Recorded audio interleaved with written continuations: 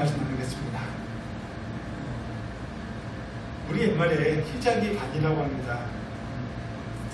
새벽 기도회를 통해서 나 이런 은혜 받았다, 나 이런 축복 받았다라고 간증하는 사람들이 굉장히 많습니다.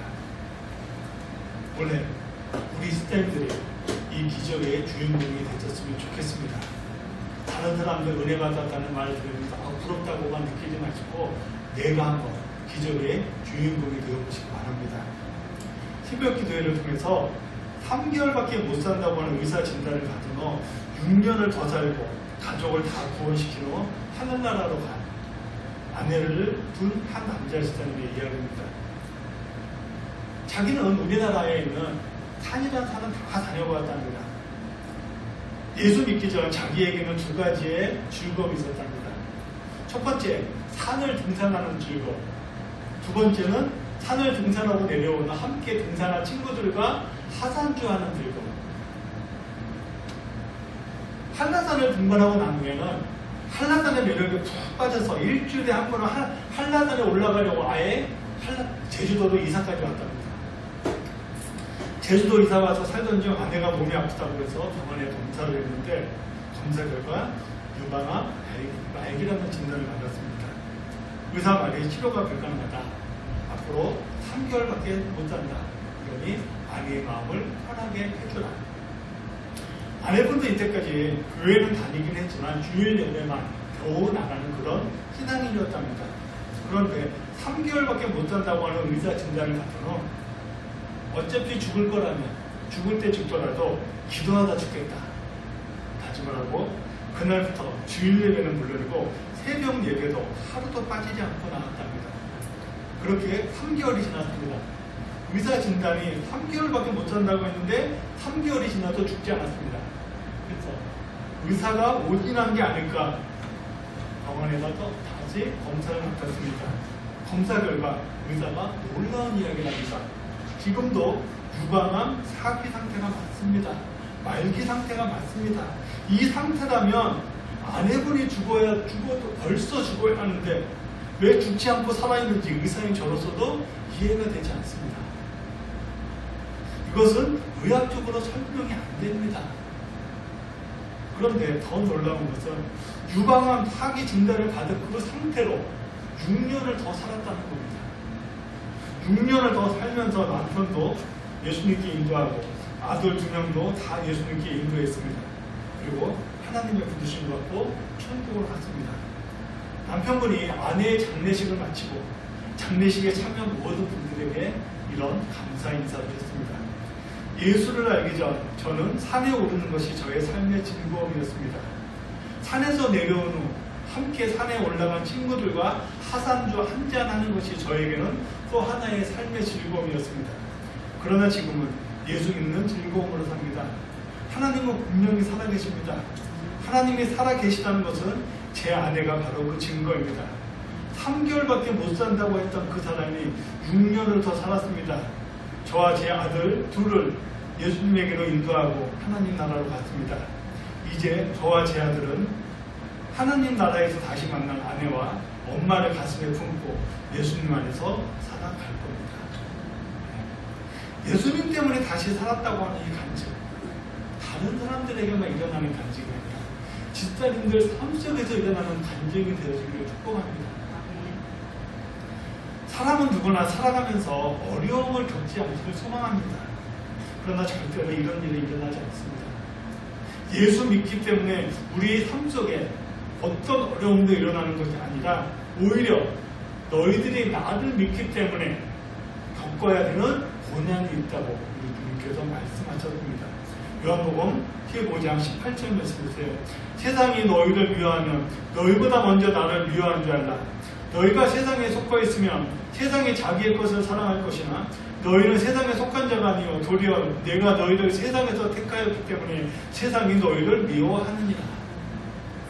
저는 개인적으로 오늘 이 자리에 우리 있던 모두가 2022년 아무런 어려움 없이 고난 없이 살아가기를 간절히 원합니다. 그러나 우리가 예수를 믿는 사람이기 때문에 예수 믿는 사람으로서 겪어야 할 고난이 있습니다.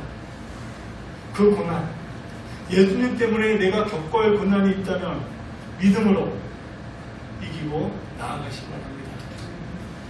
오늘 본문 말씀은 이사야서 42장 말씀, 절망 속에 살던 이스라엘 백성들에게 선포된 하나님의 말씀입니다. 이스라엘은 그들의 역사 속에서 크게 3번 다른 나라의 식민지가 되어서 살았습니다. 첫 번째는 요셉이 죽고 난 후에 요셉 때 애굽으로 간 요셉의 그 가족들이 400년 동안 애굽의 식민지로 살았습니다. 두 번째는 남유다 마지막 왕이었던 히드기야 때 바벨론에 의해서 나라가 망하고 이때 다시 한번 바벨론의 포로가 되어서 70년을 살아갑니다. 그리고 마지막 예수님 당시에 로마 제국의 식민지가 되어 살았습니다. 그런데 그 기간은 어마어마하게 길기에 그냥 물음표라고 제가 표시했습니다. 오늘 말씀의 배경은 두 번째, 남유다 왕이었던 히드기야가 죽고 난 후에 나라가 망하고 바벨론 포로가 되어서 살고 있을 때입니다. 나라가 망하고 바벨론 포로가 되어서 살았던 기간 대략 70년입니다. 우리나라가 일본에 망해서 살았던 기간이 35년이니까 거의 2배입니다. 나라가 망해서 다른 나라의 식민지가 되어 살아가는 게 얼마나 비참한지 우리는 잘 알고 있습니다. 포로가 되어서 이스라엘 사람들, 포로가 되어서 살아가는 이스라엘 사람들, 자기들이 지금 그 고난이 자기 당대에 끝나는 것이 아니라 자기 자녀들까지 계속 이어지지는 않을까 두려움에 가득 찼습니다. 우리나라도 일본의 식민지로 있을 때 많은 분들이 독립운동을 했습니다. 독립운동을 한 이유 중에 하나가 바로 이겁니다. 우리가 당하는 고난, 우리의 당대에서 끝내야 한다는 겁니다. 우리 자녀들에게, 우리 자손들에게 물려주면 안 된다는 겁니다. 그래서 독립운동을 하셨던 겁니다. 나라가 망하고 바벨론에게 포로로 끌려온 사람들이 있고, 그리고 이스라엘 땅에 남아서 살고 있는 사람들이 있었습니다. 나라가 망해도 내 나라에서 사는 게 그래도 덜 고생스러운 겁니다. 포로가 되어서 다른 나라로 끌려가서 살게 되면 더 고생하는 걸 할 수밖에 없는 거죠. 지금 바벨론 땅에 포로로 끌려와 있는 그 사람들을 향하여 하나님께서 지금 오늘 축복의 말씀을 선포하고 계시는 겁니다. 자, 6절 말씀 보세요. 나 여호와가 의로 너를 불렀은즉 내가 내 손을 잡아 너를 보호하며 너를 세워 백성의 언약과 이방의 빛이 되게 하리라. 내가 너를 세워 백성의 언약이 되게 하며 이방의 빛이 되게 하신답니다. 그런데 이 말씀은 결국은 이거죠. 내가 너를 이 땅 모든 민족 위에 가장 뛰어난 민족으로 다시금 회복시켜 주겠다는 겁니다. 내가 너를 세워 이 땅에 뛰어난 민족으로 세워주겠다고 하는 이 축복의 말씀, 사실 감사한 말씀이에요. 하지만 바벨론 포로 상태로 있는 사람들 입장에서는 그야말로 뚱구름 같은 이야기입니다. 도무지 받아들이기 어려운 말씀이에요. 왜 그럴까요? 지금 바벨론 포로로 끌려가 있는 이스라엘 백성들은 왜 자기들 나라가 망했고 자기들이 왜 포로가 되어서 여기 와서 살고 있는지 뼈저리게 지금 느끼고 있는 상황입니다. 출애굽기서에 보면 하나님께서 이 땅의 모든 민족 중에서 내가 너희를 택한다고 하시는 말씀이 있어요. 출애굽기 19장 5절에 보면 이렇습니다. 세계가 다 내게 속하였나니 너희가 내 말을 잘 듣고 내 언약을 지키면 너희는 모든 민족 중에서 내 소유가 되겠고 너희가 내게 대하여 제사장 나라가 되며 거룩한 백성이 되리라. 너는 이 말을 이스라엘 자손에게 전하라. 하나님께서 모세를 통하여 이스라엘 백성들에게 선포하는 겁니다. 내가 너희를 이 땅에 제사장 나라로 세워주겠답니다. 거룩한 백성으로 세워주겠답니다. 그런데 무조건 이스라엘 백성들이 제사장 나라가 되며 거룩한 백성이 되는 게 아닙니다. 한 가지 조건이 있어요. 그 조건이 뭐죠? 너희가 내 말을 듣고 내 언약을 지켜야 한다는 겁니다. 내 언약을 지키래요. 너희가 나의 언약을 지킬 때 거룩한 백성이 되게 하겠다고 하는 이 말씀에 이스라엘 백성들은 모두 다 네, 그렇게 하겠다고 대답했어요. 하나님께서 이스라엘 백성들에게 너희들이 나의 택한 백성이 되겠다 하시면서 너희들이 내가 지켜야 될 언약이 이거다 하고 주신 게 있습니다. 그게 뭘까요? 바로 십계명이에요. 그런데 이스라엘 백성들은 십계명 중에서 첫 번째 계명부터 다 지키지 못했어요. 1계명이 뭐죠? 너는 나 외에 다른 신들을 내게 있게 하지 말라. 성경에 나오는 이스라엘의 역사를 보면 우상 숭배를 하지 않았던 데가 거의 없습니다. 오히려 우상 숭배를 하면 안 된다고 외치던 선지자들을 하나같이 다 때려 죽였어요. 심지어는 우상 숭배를 하기 위하여 하나님의 제단을 헐어버리고 거기에 우상을 섬기는 제단을 세워놓기까지 했습니다. 그러기에 이스라엘 백성들은 바벨론 포로가 되는 정도가 아니라 하나님의 진노 속에서 아예 이 땅에서 사라져야 되는 그런 사람들인 겁니다. 그럼에도 불구하고 하나님께서 지금 이스라엘 향해서 선포합니다. 내가 너를 보호할 것이다. 내가 너를 세울 것이다. 내가 너를 이방에 비추는 이방의 빛으로 회복시킬 것이다 라고요. 이것이 바로 이스라엘을 향한 하나님의 사랑입니다. 이것이 바로 우리를 향한 하나님의 사랑이에요. 그러면 어떻게 나라가 망해서 지금 바빌론 포로로 와서 살고 있는 그 사람들이 아무것도 아닌 그 사람들이 이 세상을 비추는 빛이 되는 나라로 세움을 받을 수 있는 것일까요? 하나님이 하겠다 하셨기 때문입니다. 내가 하겠다고 하셨어요. 자, 오늘 본문 말씀 5절 보세요. 하늘을 창조하시고 땅과 그 소산을 내시며 땅 위에 백성에게 호흡을 주시며 땅에 행하는 자에게 영을 주시는 하나님 여호와께서 이같이 말씀하십니다. 이 5절 말씀을 한 단어로 바꾸면 어떤 단어로 바꿀 수 있을까요? 제가 수요일날 지금 계속해서 드리는 말씀 중에 하나입니다. 엘샤다이, 전능한 하나님. 우리 5절 말씀 한 단어로 바꾸면 전능한 하나님입니다. 이 5절 말씀이 오늘 예배드리는 우리 이스라엘인들 마음에 담으시기를 바랍니다. 우리가 믿는 하나님은 하늘을 펴신 분이십니다. 우리가 믿는 하나님은 이 땅에 소산을 거두시는 분이시고요. 우리가 믿는 하나님은 이 땅의 모든 백성들에게 호흡을 주시는 분이시고요. 우리가 믿는 하나님은 이 땅 모든 사람들에게 영으로 역사하시는 하나님이십니다. 나라가 망하고 바빌론 포로로 끌려와 있는 이스라엘 사람들의 입장에서 볼 때 그 사람들, 자기들은 부러진 갈대와 같은 사람들입니다. 갈대, 부러지지 않고 멀쩡해도 별로 쓸데가 없습니다. 부러지지 않고 멀쩡하게 있어도 별로 쓸모가 없는 그곳.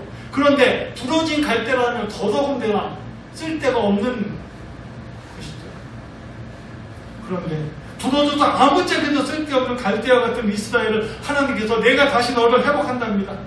회복할 뿐만이 아니라 너를 다시금 이 땅을 비추는 빛으로 사용하시겠다고 합니다. 어떠세요? 지금 나의 모습, 우리 이스라엘들의 모습, 내 믿음의 상태가 땅에 딱 뿌리를 받고 있는 든든한 나무와 같아서 천둥과 번개가 아무리 쳐도 흔들리지 않는 그런 상태이신가요? 아니면 작은 바람에도 곧 부러질 것 같은 갈대와 같은 상태이신가요? 아니면 이미 부러져 꺾여있는 갈대와 같은 상태이신가요? 지금 나의 모습이 땅속에 뿌리를 받고 있는 나무와 같다고 하신다면 그 믿음을 잘 유지하셔야 합니다. 왜냐하면 사단은 내가 든든히 서 있다고 자부하는 그 사람을 먼저 공격하겠다고 지금 공언했기 때문입니다. 자, 고린도전서 10장 12절 말씀 보세요. 그런즉 선줄로 생각하면 넘어질까 조심하라고요. 베드로전서 5장 8절 말씀 보세요. 근신하라, 깨어라, 너희 대적마귀가 오는 사자와 같이 두루다니며 삼킬 자를 찾느니라. 사단은 단 하루도 손 놓고 쉬는 날이 없습니다. 사단은 휴일도 없고 휴가도 가지 않습니다. 그러기에 사단은 올 한 해도 우리의 믿음을 흔들고 우리를 넘어뜨리기 위해서 최선을 다해서 우리를 공격해 올 것입니다. 휴일도 없이 휴가도 가지 않고 우리의 믿음을 빼앗기 위해서 공격하는 사단의 그 공격을 막아낼 수 있는 유일한 방법은 우리가 사단보다 더 부지런해야 하는 겁니다. 주님 앞에 나와 기도의 재단, 예배의 재단, 말씀의 재단, 찬양의 재단을 쌓으셔야 하는 겁니다. 지금 내 모습이 갈대와 같아도 상관없습니다. 아니, 부러진 갈대와 같아도 상관없습니다. 하나님께서 말씀하셨습니다. 부러진 갈대와 같은 너를 내가 회복하고 세우겠다고요. 부러진 갈대와 같은 우리를 회복하기 위하여 예수님께서 우리에게 오셨습니다. 자, 오늘 말씀 1절 같이 보세요. 1절부터 3절 말씀까지 우리 같이 읽겠습니다. 내가 붙드는 나의 종, 내 마음에 기뻐하는 자, 곧 내가 택한 사람을 보라. 내가 나의 영을 그에게 주었은즉 그가 이방의 정의를 베풀리라. 그는 외치지 아니하며 목소리를 높이지 아니하며 그 목소리를 거리에 들리지 하지 아니하며 창한 갈대를 꺾지 아니하며 꺼져가는 등불을 끄지 아니하고 진실로 정의를 시행할 것이라.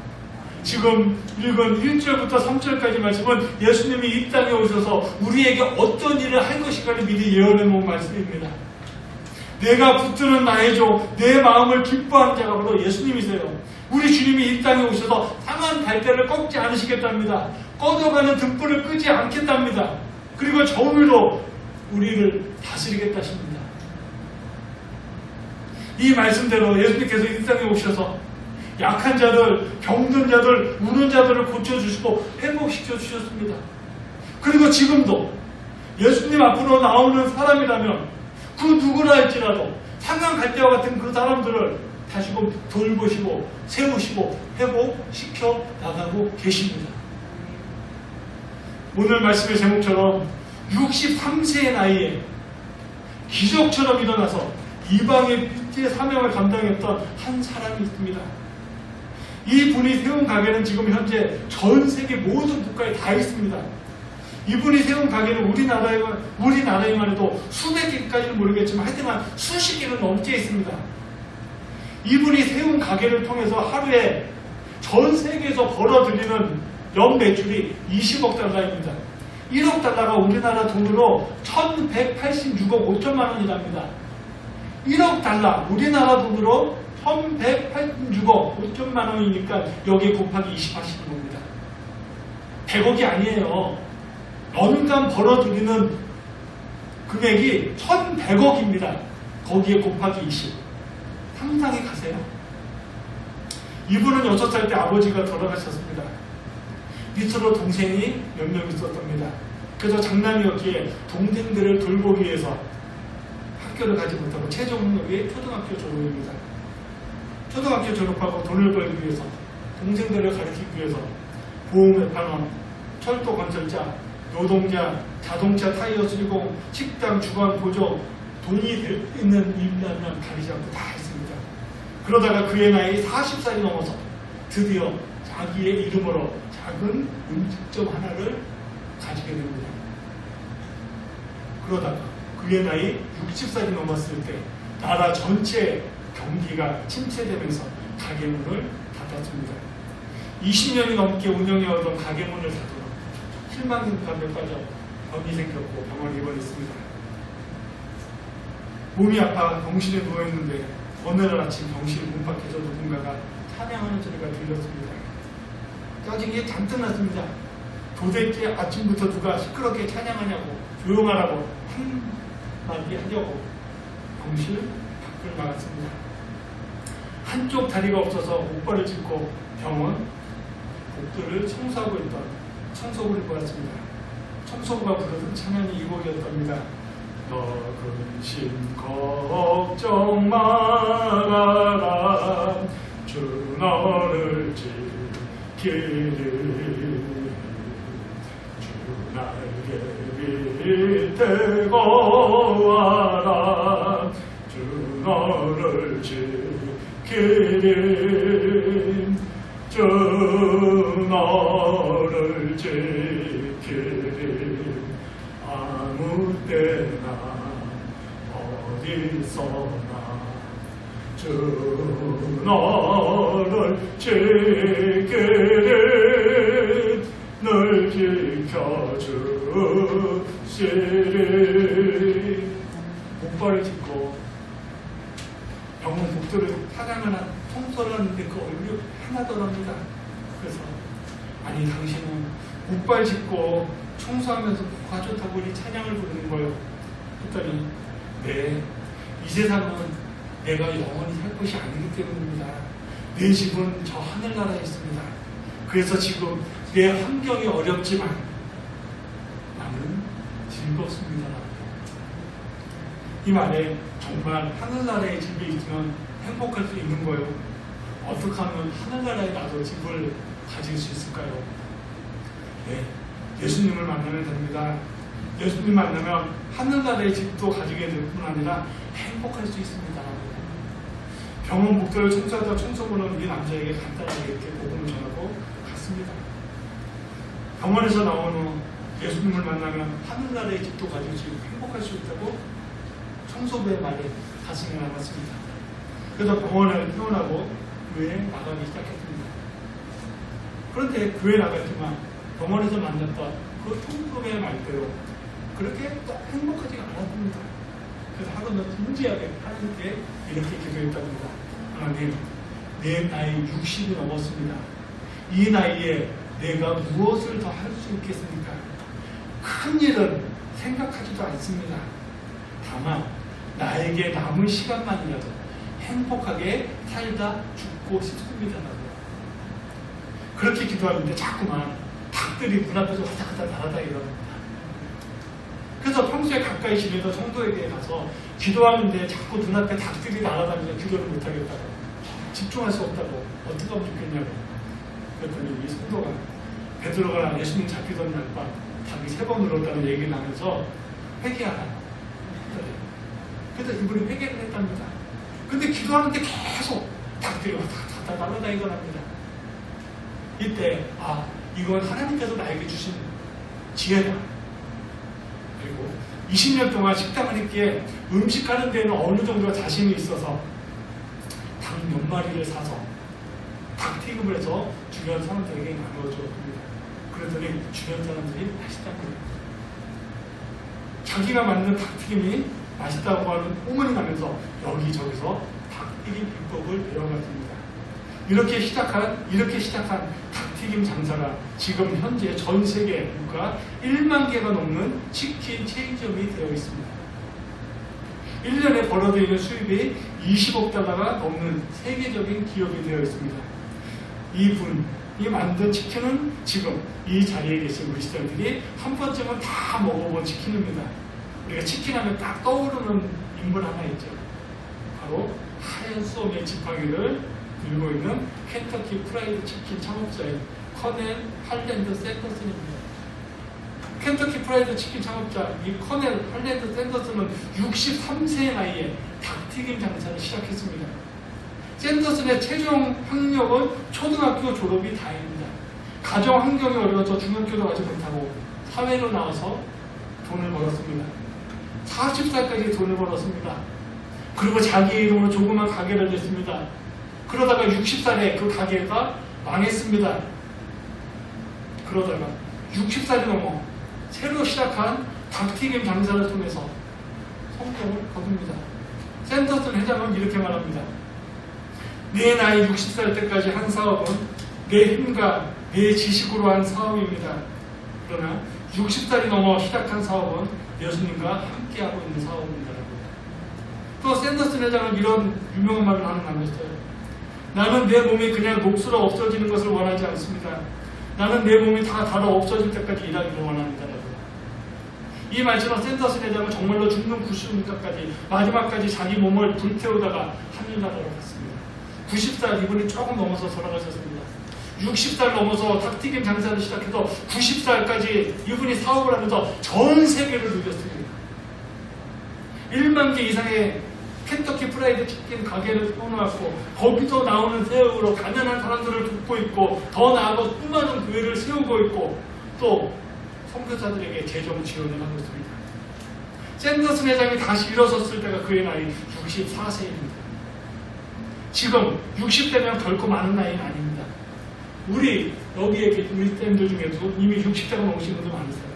그러나 샌더슨 회장이 다시 일을 시작할 때는 지금으로부터 70년 전 우리나라 6.25 전쟁이 일어났던 1950년대 중반입니다.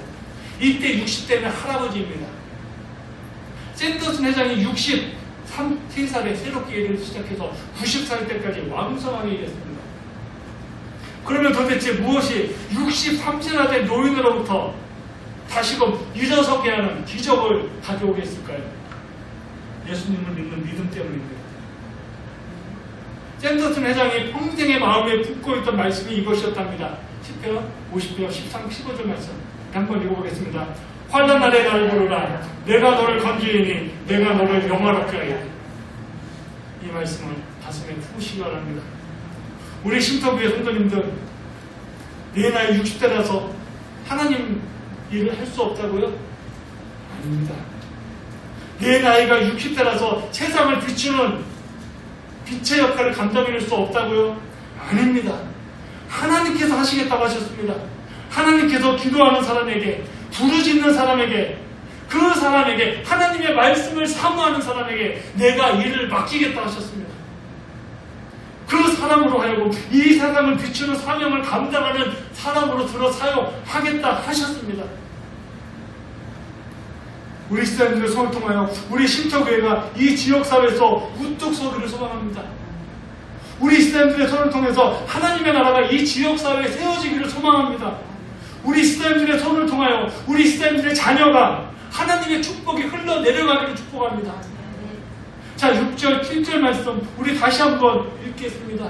자, 6절, 7절 말씀 시작. 나 여호와가 의로 너를 불렀은지요 내가 내 손을 잡아 너를 보호하며 너를 세워 백성의 언약과 이방의 빛이 되게 하리니 내가 눈먼 자들의 눈을 밝히며 밝힌 자를 감옥에서 이끌어내며 흑암에 앉은 자를 감방에서 나오게 하리라.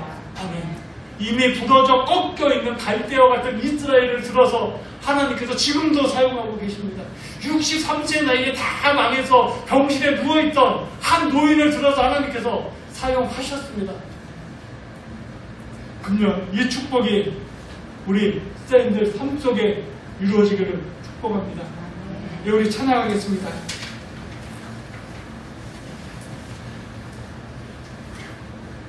이 사람들을 내게 주소서.